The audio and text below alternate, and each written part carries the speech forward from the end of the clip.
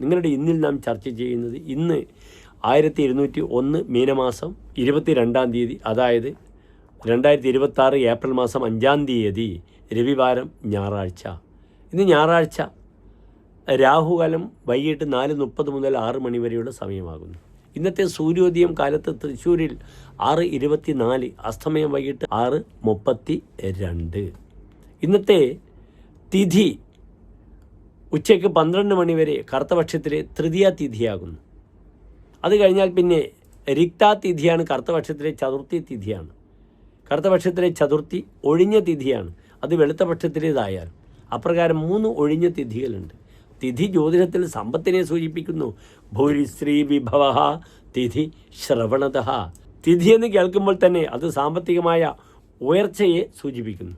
ചതുർത്ഥി, നവമി, ചതുർദശി ഈ തിഥികളെല്ലാം തന്നെ സാമ്പത്തികമായ മേന്മയെ നൽകുന്ന തിഥികളല്ല എന്ന് അറിയുക. രിക്ത ഒഴിഞ്ഞ തിഥികളാണ്. ഇന്ന് 12 മണി വരെ കരണവും ഗുണമല്ല, വിഷ്ടികരണമാണ്.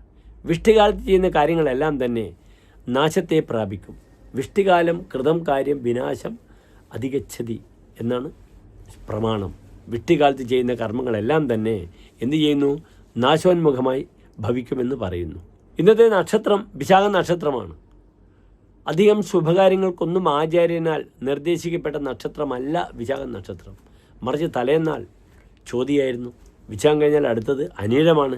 ഇതൊക്കെ തന്നെ വിവാഹവും ശുഭമുഹൂർത്തത്തിനും യാത്രയ്ക്കും ചോറൂണിനും വിധിക്കപ്പെട്ട നക്ഷത്രങ്ങളാണ്. പക്ഷേ വിശാഖം ആ ഒരു റേഞ്ചിൽ, ആ ഒരു രീതിയിലേക്ക് വരുന്നതായി കാണുന്നില്ല. അതിനാൽ വിശേഷിച്ച് വലിയ ശുഭകാര്യങ്ങൾക്കെല്ലാം തന്നെ ഇന്നത്തെ ദിനം അത്ര അഭിലഷണീയമല്ല എന്ന് അറിയുക. എൻ്റെ പ്രേക്ഷകർക്ക് നിർബന്ധമാണെങ്കിൽ ഇന്ന് കാലത്ത് 9:30 മുതൽ 10:30 വരെയുള്ള സമയം എന്താണ്? സ്ഥിരരാശിയാണ്, ഇടവക്കൂറാണ്. ശുഭകാര്യങ്ങളൊക്കെ ചെയ്യുക. വലിയ ദൗത്യങ്ങളൊന്നും ഏറ്റെടുക്കുന്നതിൽ അർത്ഥമില്ല എന്നറിയുക, പ്രത്യേകിച്ച് സാമ്പത്തിക വിഷയത്തിൽ. പിന്നീട് ഇന്നത്തെ പ്രാർത്ഥന, ഇന്നത്തെ ദിനം ഞായറാഴ്ചയാണ്. ഇന്നത്തെ നക്ഷത്രം വിശാഖം. നക്ഷത്രത്തിൻ്റെ അധിപനായ ഗ്രഹം ആരാണ്? സാക്ഷാൽ ഗുരുവാണ്. പുണർദം, വിശാഖം, പുരൂരുട്ടാതി. ഈ നക്ഷത്രത്തിൻ്റെ ആധിപത്യം ഗുരുവിനാണ്. ഗുരു ആരാകുന്നു? ജീവോ നാരായണഃ. വ്യാഴം സാക്ഷാൽ മഹാവിഷ്ണുവാകുന്നു.